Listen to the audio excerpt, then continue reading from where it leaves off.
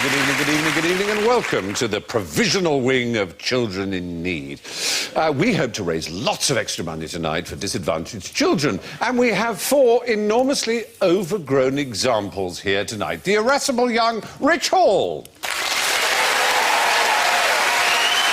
The cheeky chappy Phil Jupitus.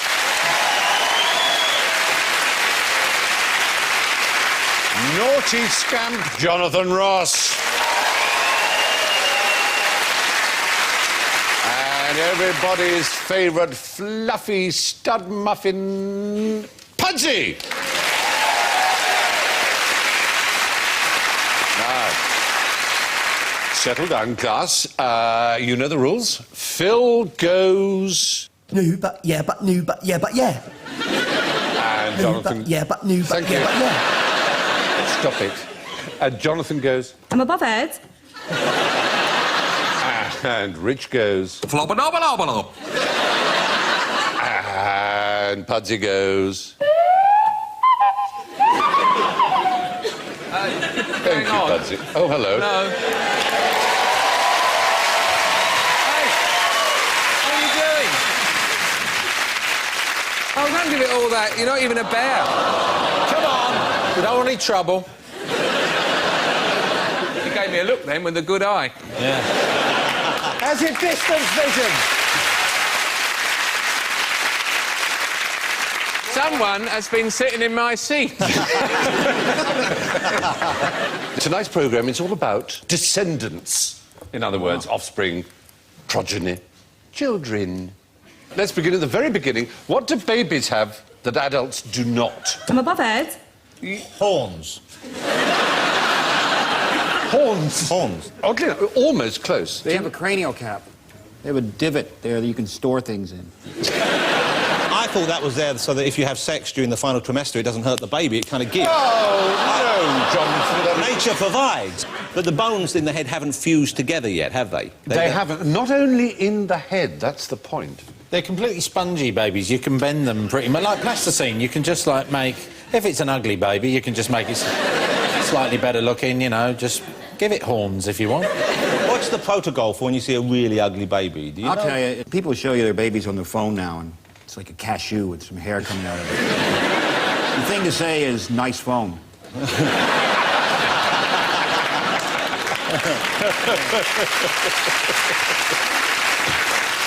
That's what I think. I think babies have the ability to know that they are ugly, which their parents don't. That's why they cry all the time. Yeah. They hold the little mirror up to them on the mobile. They go, oh, look at me! I look like Churchill having a shit. It's like...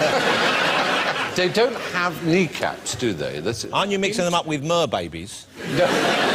Their kneecaps are not made of bone while they're babies, and there are all kinds of parts of them... What are they made of? That are not made of bone, but are made of cartilage. Or Play-Doh? And they have 94 more bones than adults. No, they don't. Yeah. You're making this up? No, no.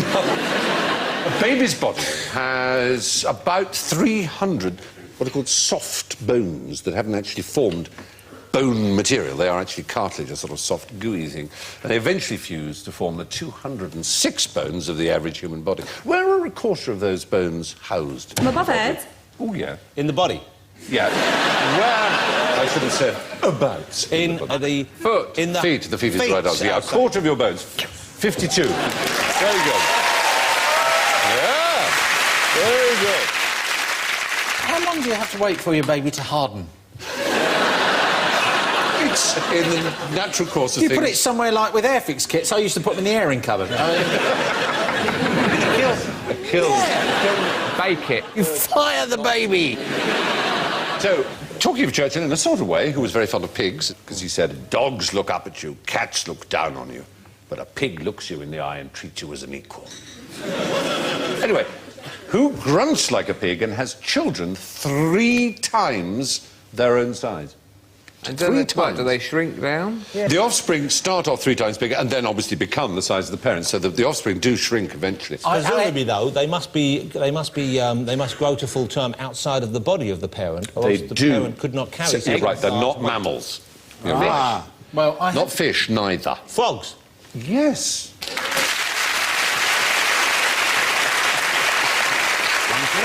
It's a breed of frog called the paradoxical frog. For that very reason, it is the only species on Earth. And that literally is to scale. That's the parent, that's a pen, to give us an idea of scale, and that is the offspring. So they squirt them out and then they grow big in the pond? Yeah. They come from South America and Trinidad as well, you'll find them. What purpose does that serve in nature, that the animal would create an offspring that is so much larger than itself initially and then shrink? We just don't know. What is it in Spanish? Paradoxical frog. Now, what I want you to do is stop me when you know about whom I am talking. Had she been eligible, she might have been elected US president. She's a trained scientist. She has larger breasts than you might imagine. Jonathan's alert. Maiden name, Roberts. Thatcher. Oh, dear. Margaret Thatcher's maiden name was Roberts, but this particular née Roberts has over 1 billion pairs of shoes and yet stands only 11 inches tall. I'm above Ed. Thumbelina. Not Thumbelina. This one exists. 11 inches tall? Yeah. Barbie. Barbie is the right answer. Yay. She was named after one Barbara Millicent Roberts from Willows, Wisconsin. If Barbie was a real person, Yeah. she wouldn't be able to stand. Yes. Anatomically. Yeah, exactly. Her feet are too small. If you sort of blew her up to 5'6", her feet would be size 3, her breasts would be 39 inches, and she would just But go... you wouldn't let her stand up anyway, would you? You'd only want her supine anyway, wouldn't you, if she had those kind of things? Is that right? It's also apparently true, according to researchers at University Central Hospital in Helsinki, Finland, that her body shape lacks this 17 to 22% body fat, which would enable her to menstruate. But what was it she managed finally to get in the year 2000? Pregnant. It was a piece of something that... The Shroud of Turin. Not a bra, some part of her body. Not nipples, thank you. A navel. A navel is the right answer. She finally got a tummy button. Very good. Absolutely right. Barbie philosophy. Barbie spoke in 1992 for the first time. Do you know the kind of thing she said? Where's my navel? You could have said that. No means no. Well, Stop looking down there, I don't have bits. will we ever have enough clothes? Was one of the first. It's a paradoxical frog, Ken. Yeah. I love shopping. Do you? But what did Barbie say, Stephen? Math is tough. As we know, Barbie, whose full name was Barbara Millicent Roberts, was born in 1959. She's done everything, including running for president 3 times. But how have Superman, Spider-Man, and Wonder Woman helped the fight against crime? Each one of them has an intimate connection with a genuinely groundbreaking crime-solving or crime-helping... X-ray vision. When I say Invisible genuine, planes. obviously, yeah, something that exists. Superman led police to develop bulletproof vests. It isn't that, but you're on exactly the right lines. No, because I know coppers have got like a net they shoot at you, like That Spider-Man. would be Spider-Man's thing. Yes, wouldn't it? but that's an old Roman retinarius trick. Who was Spider-Man's arch-enemy, mostly? Mostly it was the Green Goblin. There was another one called Kingpin? Kingpin, well, he's not... Well, he was Spidey's, but recently he's become Daredevil's main foe. Has he? He lives in Hell's Kitchen. It's over more like 49th Street. Daredevil fights him a lot more. But recently... And what did he do in 1979 in order to keep tabs on Spider-Man? So that he always knew where Spidey was? Asbo. Not an Asbo. But you're exactly on the right lines. And it's more technical. Well, he put something on him that Yes. he could trace, some sort of An electronic tagging electronic bracelet tagging device. in I 1979. didn't realise that came from And a judge, rather splendidly named Judge Jack Love of Albuquerque, New Mexico. Judge Love. Judge Love, exactly. I stand before you, Judge Love. You are in the court of love. Yeah, anyway. He did exist. Thanks, Judge Love. I got a prison for you, Judge Love. And Judge Love, like many a judge, had an incredibly full series of cells.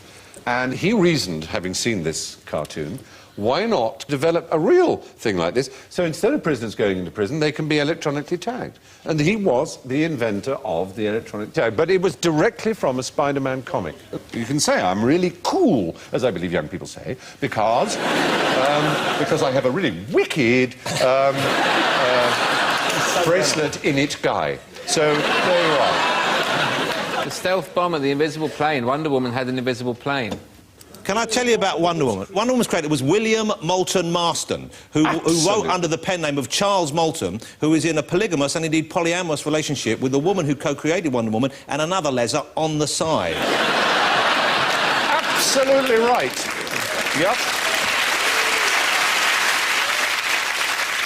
And you're right, he married his wife Elizabeth at 22 years of age and then carried on this affair with Olive. I think they moved in together, They all moved in together. He had 2 children by each. And then when he died, Olive and Elizabeth stayed together right up until the death of Olive in the 80s. I think that's a rather beautiful story. It is a lovely story. I'll tell you something interesting about Spider-Man. Originally, he was called Spider-Man. He was Jewish. He couldn't fight crime on the Sabbath. Look, I'm so impressed with Jonathan knowing the full name of William Moulton Marston, but he came to the attention of DC Comics, to the great Max Gaines, whom you will know of, the publisher of DC Comics. Actually, Max Gaines, I believe, published DC Comics, didn't he?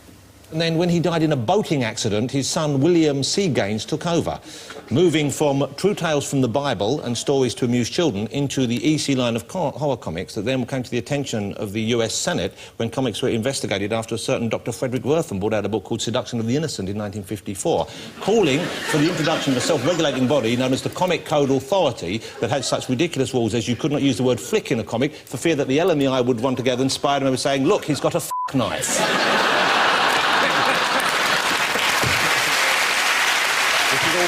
Fabulous. This is true.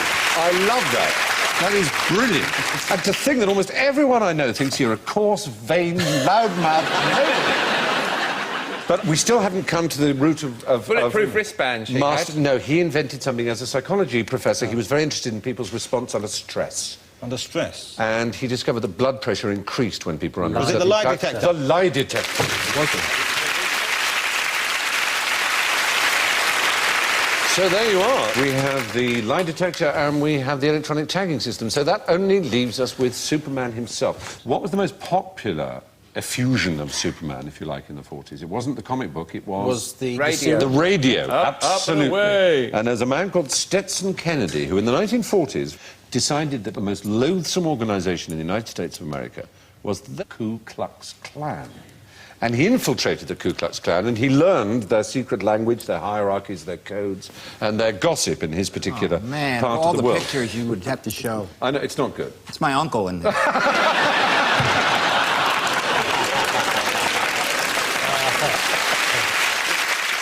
Anyway, he decided that the most popular thing around was Superman on the radio. So he wrote to the producers and said, here's a plot line for you. Why don't you have Superman fight the Ku Klux Klan? Because he fought Mussolini, he's fought Hitler. And within 2 weeks of the 4-week episode in which Superman fights the Ku Klux Klan, the recruitment went to 0. So he was a crime fighter, Superman. In real life? In as real well life. As in fiction. How wonderful. I did not know any of that. I go home a better person. Now, children have invented some pretty useful stuff themselves. Earmuffs were invented by children. The calculator, the trampoline, the state flag of Alaska itself. The great child author, Roald Dahl. What was his greatest invention? Yeah, go on. Oh, hello. Oh. Oh, my goodness.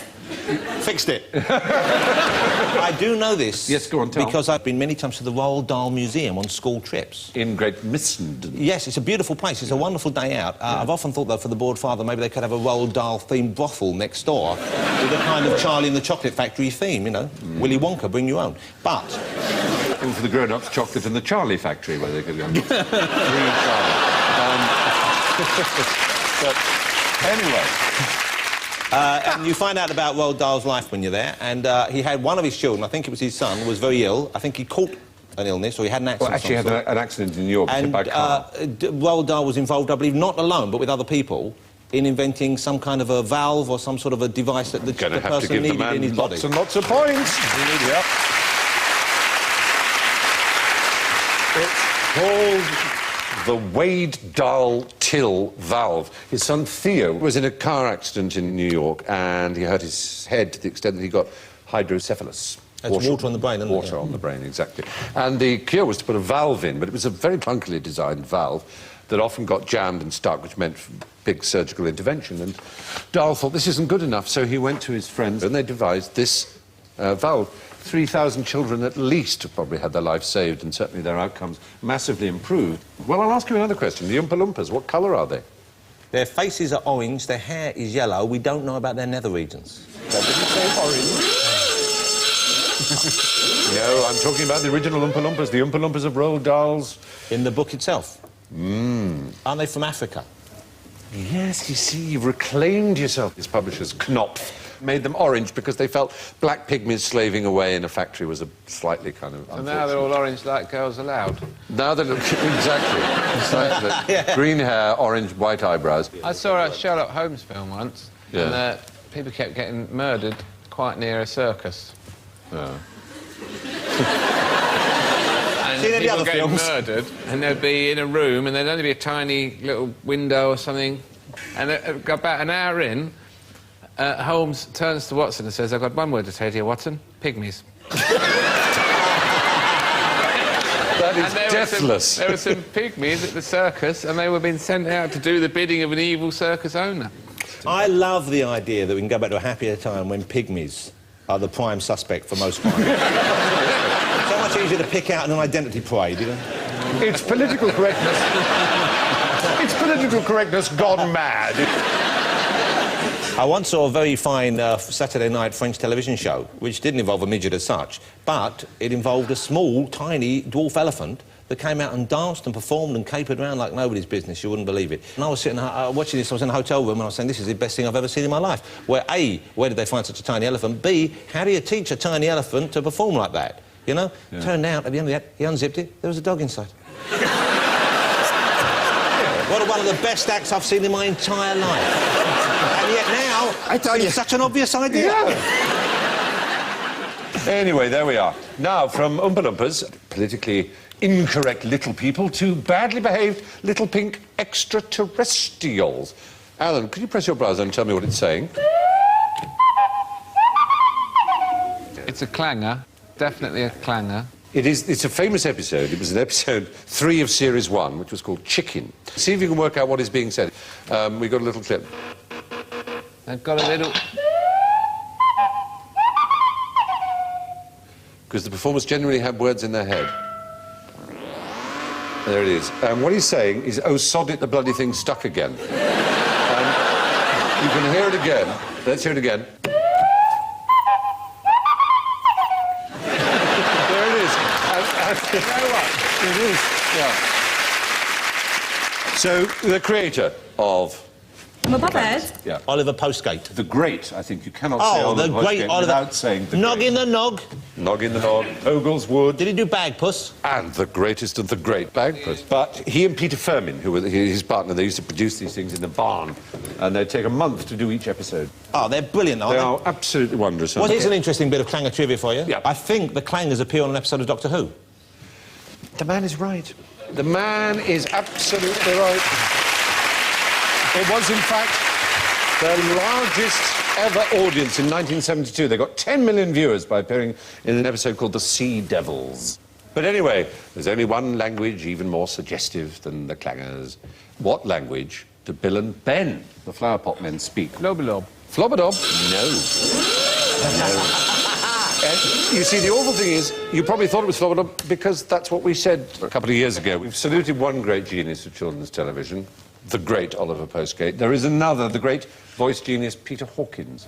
We unfortunately said that the Flobbedob language was called Flobbedob, and that it came from the sound of creator Hilda Brabham's younger brothers farting in the bath and saying, oh, Flobbedob, like that. It sounded like Flobbedob. And we got a very, if I may say so, terse, tart letter from Silas Hawkins, the son of Peter Hawkins himself, a voice actor. The fart in the bath story was trotted out last year in an episode of Stephen Fry's otherwise admirable QI.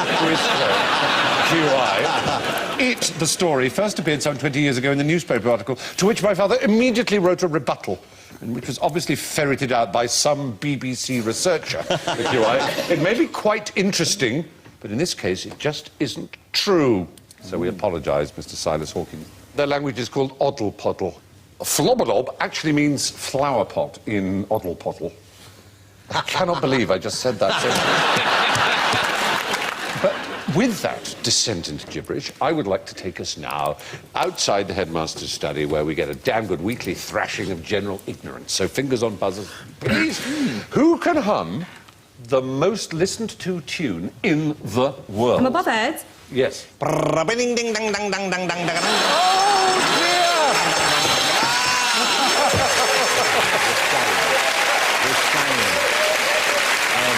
You've been doing so well. The shame, the shame. Is the right answer! Do you know who wrote it? Someone in Finland. No, Spanish, a Spanish composer, a genuine Spanish composer. It's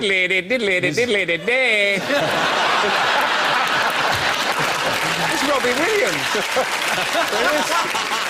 Robbie Williams with all those comedy glasses and beard. His name was Francisco Tárrega. And it's his Grand Valse. Would you like to hear it? Yes. Here it is, the original. It doesn't end with the final note. Just go diddle-end, diddle-end, You diddle-end. just think they've hung up. And does a bloke in Spanish shout, Hola! It is a third... Estoy en tren. Very good. Excellent. Well, that is the man. He died in 1909. But the billionth phone was made not long ago. I think it's something like 6.5 phones a second are produced by the Nokia company. But a remarkable achievement, because it isn't actually that annoying, even though you've heard it so many times. If you want to hear it on a phone, it sounds like this. Is that on the end? And the original again from Tárrega, which is like this. He probably thought, if I put another note on there, they'll use this on a f***ing phone. Anyway, Fern Cotton and Terry Wogan are, of course, the great heroes behind this evening of all evenings. So, does anyone know anything interesting about ferns? Ferns what? Ferns. If you know anything about ferns, anything, do tell me. They make a cunny noise, like. I beg your pardon? Ferns make a cunny noise. And speaking on the ferns. Oh, sorry, but cunny means the female pudenda. It means the... It does. You know what? They make a noise like a female Never, pudenda. ever go to Newcastle. It's an English word. You'll go up there and it'll be, whoa! There's that great joke about the little soldier who's with General Custer, and they can hear the... And he says to the little Geordie soldier, listen, they've got war drums. And the Geordie soldier goes, the thieving bastards. No,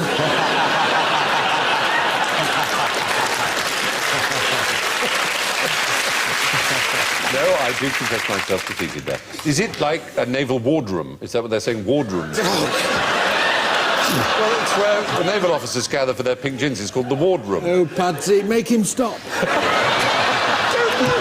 They've got wardrooms, the thieving bastards. What? They've got... In Newcastle, they say instead of hour, they say war. Well, they must go to school. It's just ridiculous. I'm sorry. Not good enough. Anyway, ferns. Tell me about ferns. Ferns what? Tell me about fern. The poisonous. You're absolutely right, they are. Some ferns are carcinogenic. You're absolutely right again. Aren't ferns also, apart from moss, I believe, the oldest plant on the planet? Yeah, you're right. They're 3 times older than dinosaurs, older than any land animal. And they seed by... That's right, they're flicking flicked out. They out. go boom, like that. Yes. Boom, shaka, boom, Yeah. shake the No, boom. they...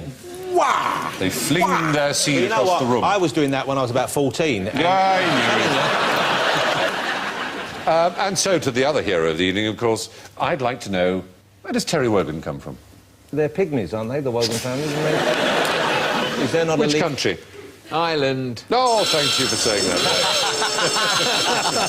No, they're the Welsh. They're the Guggans originally. The land of my fathers. That's right. He comes from the land of the valleys, where everything the Davises come from. Yes. Oh, Yes. I see. Oh, yes. Didn't sound like it. No, he doesn't, because he himself grew up in Ireland, and his family came from Wales originally, and there was a Sir John Wogan who left in 1295 for Ireland, and all Wogans in Ireland are said to descend from this Welsh Ireland. But there's one thing he's done, this Wogan, which is a unique sporting achievement. But our Wogan. Oh, I know what this is. Yeah, go on. The longest recorded putt on television. Absolutely right, longer than any professional golfer. 33-yard putt at Glen Eagles. I've seen it. It's an amazing. Rich. Ever since the clangers, I've been lost. Last picture I recognized was the KKK, and that's pretty sad. Anyway, finally, what percentage of money donated to children in need actually goes to cover administration costs? What percentage? I'm above Ed. Yes. 90%. It would be disappointing if that were true. It is, I'm happy to say, less than that. None at all. You're right, nada, not 1%. There's no administration at all. It's a shambles. Oh, my goodness me. The first Children in Need telethon, what year will you guess it was? 1979. Oh, you're only 1 year out. 1978. Oh, wrong way. It's 1980. And how much did it raise? £20. It was about 1 million. Last year's appeal, 17,235,256 Well, that's not very good in terms of the rate of inflation, is it? Are you urging the public to do better? They've probably got other things to spend their money on. No, that's not how it works!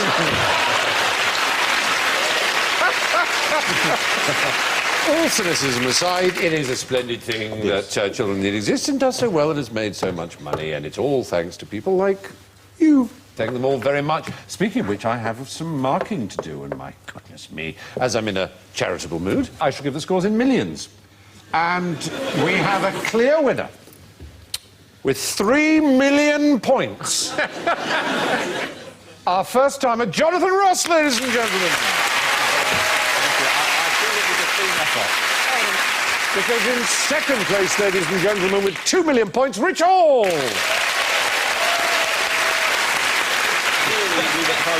With 1 million points in third place, Phil Jubitus.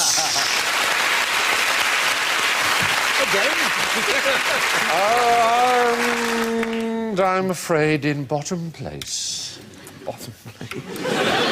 With an extraordinary minus 29 million. It's Alan Davis.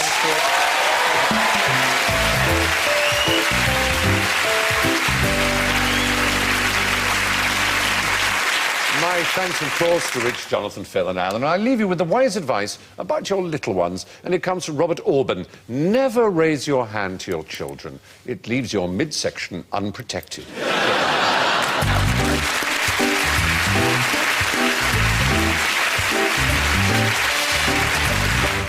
The next round of QI is on BBC4 now, but if you haven't got BBC4 yet, find out how you can by calling 08700 10 10 10. QI will, of course, be back here on BBC Two next Friday at 10. BBC One, in the meantime, continues its big night of Children in Need. So far, they've raised over £7 million, so tune in and find out how you can make a difference.